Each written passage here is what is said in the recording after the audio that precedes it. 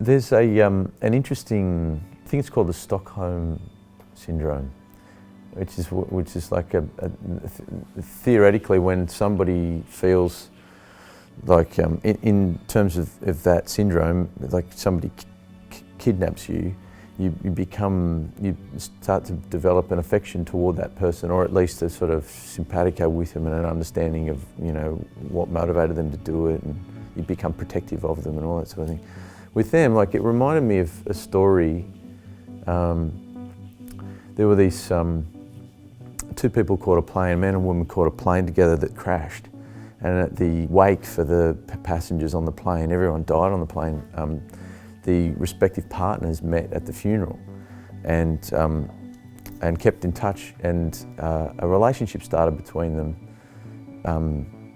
because they had the grief in common. You know, they were going through this terrible grieving together, and they got married, and so their relationship, like Kyle and Sarah, kind of, there's a lot of, I think what they have in common is just they've lost partners, essentially. I mean, you know, Anton's still in the picture, but I think she feels, for the large part, that he's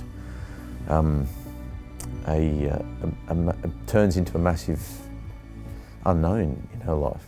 It's probably the last chance he's going to get to spend the day with Lucy. Do you really want to deny him the opportunity to say goodbye to his best friend?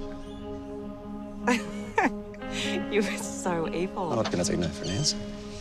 And I'm not above kidnapping you.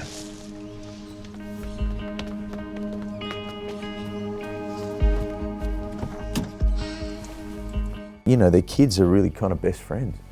So regardless of whether they, you know, whether there's chemistry or not, they kind of find each other in the same orbit.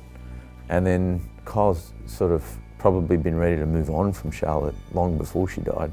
So there's a very, you know, interesting kind of background to their relationship from the beginning. So after she, humiliates herself by trying to make him the killer, she starts seeing him more, in his house and as the father, and sees how he's quite a honest, lovely man. And I think that really, she starts questioning her relationship with Anton and how dishonest he was. I wanted to thank you, really, for your kindness and for your advice. You're welcome. Did I convince you to stay? It's not about staying or going. You know, I have to change things, so it's not all about Anton.